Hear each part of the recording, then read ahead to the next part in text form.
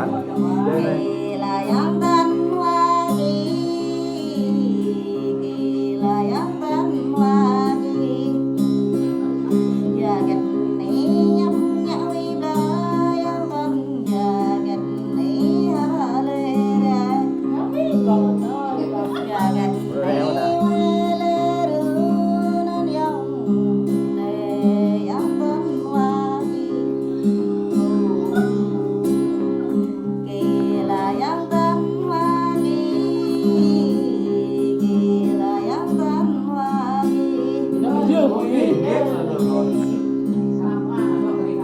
Đã để mà ít nay ông à, để về đẹp tớ vang đi.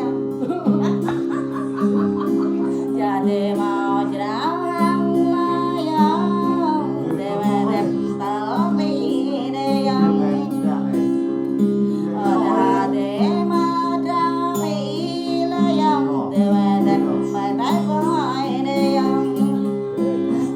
Đã để mà chỉ đáo cái số lấy ông để đẹp bài chỉ cao hỏi nên. Đã để mà ráo sao lấy ông để đẹp việc lấy đi mơ cao.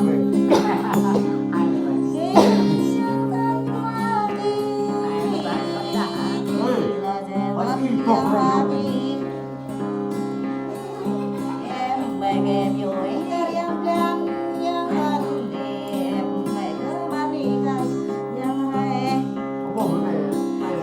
mày bán đi các em tự với dân đời nhân chỉ mà yêu dân đời nhờ dạ gắn nhà tơ lên bi bự dân tơ chữ bí cái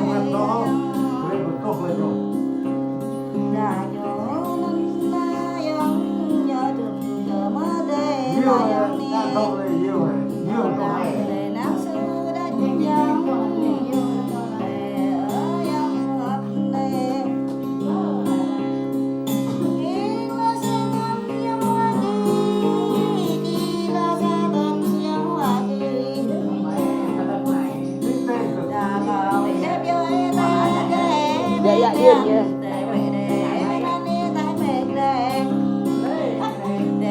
Bố sẵn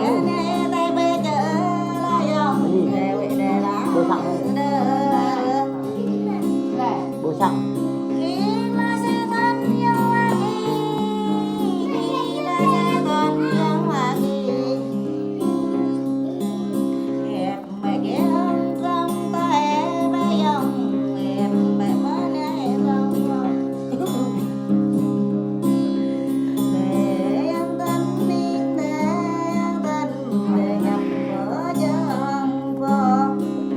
bọc là những voi nè. để nó mở chân trở lại ở dân tên kỳ dân tên Hoa Kỳ. Phải nghe kỳ là xe tên dân Hoa Kỳ, kỳ là xe tên dân Hoa Kỳ.